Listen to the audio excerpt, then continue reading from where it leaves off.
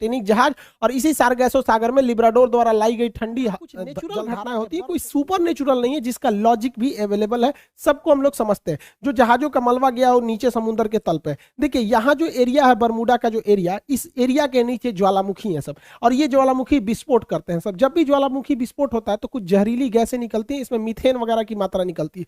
Methane gas वगैरह जब पानी से मिलता है तो उसकी डेंसिटी को एकदम घटा देता है। जब डेंसिटी, समुद्र की डेंसिटी घट जाती है तो जहाजों को डिजाइन किया गया रहता है समुद्र की डेंसिटी के हिसाब से, उसके घनत्व के हिसाब से, ताकि वो ऊपर तैर सके। डेंसिटी घटने की वजह से अचानक वो नीचे धंसने लगती है, और यही वजह है कि वहां अगर कोई तैरने की भी कोशिश करता है तो नहीं तैर पाता है, क्योंकि उनका घनत्व घट जाता है। जैसे मच्छर जो होता है मिट्टी तेल के ऊपर, पानी के ऊपर तैर रहा होता है, आप एक ढक्कन मिट्टी तेल मिला देंगे ना, या तो वो मिट्टी की तेल से सूंघने से नहीं मरता, उसका घनत्व तो कम हो जाता है और डूब के उसमें मर जाता है। यही घटना यहाँ डूबने के कारण होता है। दूसरा कारण यह है कि बरमूडा के आसपास के एरिया में छोटे छोटे समुद्री पहाड़ हैं सब इस शेप में। जब हवाएं इस पहाड़ से टकराती हैं तो उनमें एक हलचल होने लगता है, जिस हलचल से यहाँ पे एक बवंडर, एक चक्रवात उत्पन्न हो जाता है, और ये बादलों को और वहां के समुद्र के जल को पूरी तरह लहर में बदल देते हैं। और इसमें अगर कोई हवाई जहाज या कोई शिप आ जाता है तो उस चक्रवात के बीच में फंस जाता है, जिससे कि इसमें दुर्घटना हो जाती है। पानी वाली जहाजों के डूबने का तीसरा जो कारण है वो बड़ा सिंपल है, समुद्र के अंदर की पहाड़ियां। समुद्र के अंदर की वो पहाड़ी जो बाहर तक नहीं निकल पाती, उन्हें रीज या कटक कहते हैं। ऐसे कटक इटली और तुर्की के पास बहुत ज्यादा मात्रा में पाए जाते हैं। यहाँ अक्सर जहाज वगैरह गिर जाते हैं, सब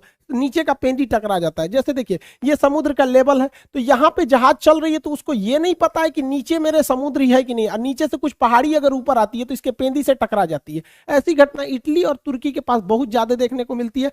आप देखेंगे इटली के तट के पास ही इतना बड़ा जहाज टकरा गया, यहाँ पर एक मालवाहक जहाज टकरा गया, यहाँ पे बड़ी बड़ी शिप टकरा टकरा के गिरी है सब। अब बताइए ये तो गलती है इन लोग की, जो कैप्टन है, क्योंकि इतने मॉडर्न शिप को अगर गिरा दिए लोग तो गड़बड़ बात है।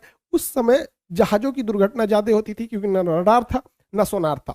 आज के वक्त में पूरी बेहतरीन ढंग से रडार है, सोनार है। आज आराम से बरमूडा ट्रायंगल के ऊपर से जहाजें भी पार हो जाती हैं और शिप भी पार हो जाता है, कि उनको सोनार उन्हें बता देता है नीचे चट्टान वगैरह नहीं है। लेकिन पहले ये घटनाएं नॉर्मल थी ऐसे हो जाना। हवाई जहाज की दुर्घटना के पीछे सबसे बड़ा जो कारण है वो हेक्सागोनल क्लाउड का है। हेक्सागोनल 6 मतलब फलकों वाला एक क्लाउड होता है, बादल होता है, जिसे सबसे पहले सैटर्न ग्रह के ऊपर देखा गया था। ये बादल जो होते हैं, आप देखिए ये 6 सतह वाले बादल होते हैं, इस तरह से हेक्सागोनल शेप में ये बादल पाए जाते हैं। यहाँ ना दिखने में छोटा लग रहा है, ये सैटेलाइट से फोटो लिया गया, जबकि इसका एरिया देखेंगे तो 50 किलोमीटर स्क्वायर का एरिया होता है। सोचिए लगभग एक जिला बराबर इसका इतना बड़ा एरिया होता है, उतने बड़े में ये बादल होते हैं। और इस बादल के अंदर हवाएं इतनी बवंडर के रूप में चलती हैं जिनका स्पीड 250 किलोमीटर प्रति घंटा होता है। यानी इसके अंदर हवाएं इतनी तेज होती हैं कि अगर कोई जहाज इसमें प्रवेश कर जाता है तो जहाज को वो तोड़ सकते हैं। तो हेक्सागोनल क्लाउड की वजह से यहाँ पे जहाजों की दुर्घटना होती है, अगर इस हेक्सागोनल क्लाउड में फंस गया तब।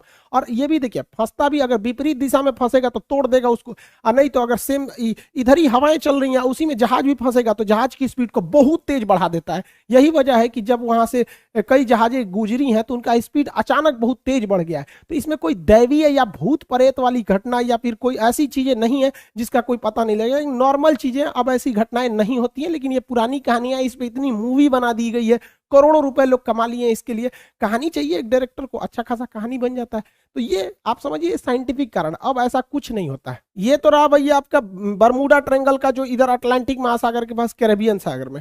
ऐसे ही ये घटना जापान के पास हो गई। यहाँ पर जापान के पास भी एक ट्रेंगुलर शेप में एरिया है, वहां 1980 में एक जहाज जा रहा था डर्बीशायर।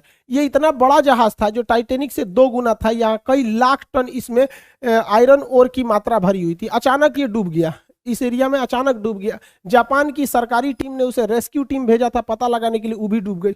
उसके बाद एक हवाई जहाज से रेस्क्यू टीम भेजा गया, वो भी डूब गया। जापान भी डर गया। बाद में पता चला कि भैया सेम चीजें हैं यहाँ और यहाँ दोनों में, तो इसे एशिया का बरमूडा ट्रायंगल कहा जाता था।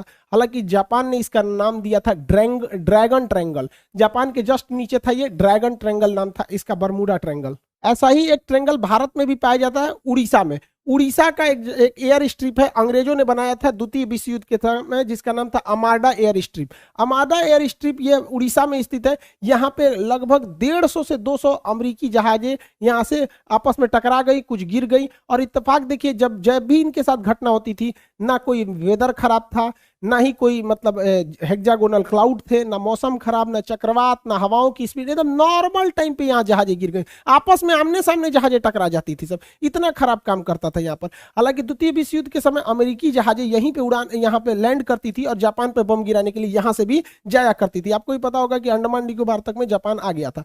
तो इतनी जहाजें अमेरिका की यहाँ से क्रैश की गई थी और उनका बहुत सारा हुआ था। हालांकि ये मिलिट्री का एरिया था, इसलिए इस फाइलों को बंद कर दिया गया, बहुत ज्यादा डिस्क्लोज नहीं किया गया। तो ये भारत का बरमूडा ट्रायंगल आप कह सकते हैं। तो ये तीनों जगह, अब इसके पीछे क्या लॉजिक है भैया, आपको बरमूडा का लॉजिक बता दिए, जो सेम लॉजिक ड्रैगन ट्रायंगल पे भी है, दोनों सेम है। यहाँ क्या है कि ये एरिया झारखंड से करीब है और झारखंड के जादूगोड़ा के पास यूरेनियम की खदान है। आपको पता है यूरेनियम एक बहुत ही रेडियो एक्टिव चीज होता है। ये इलेक्ट्रॉनिक सिस्टम वगैरह को अचानक अगर हाई रेडिएशन होगा या इत्यादि होगा तो इसका बड़ा इफेक्ट पड़ता है, जिससे कि इलेक्ट्रॉनिक सिस्टम काम नहीं करते थे, नेविगेशन खराब हो जाता था, दोनों जहाजों का नेविगेशन एक ही डायरेक्शन में दिखाने लगता था। इसी की वजह से इसलिए दो जहाजें आपस में आमने सामने यहाँ पर टकरा जाती थी आर्माडा एयर स्ट्रिप पर।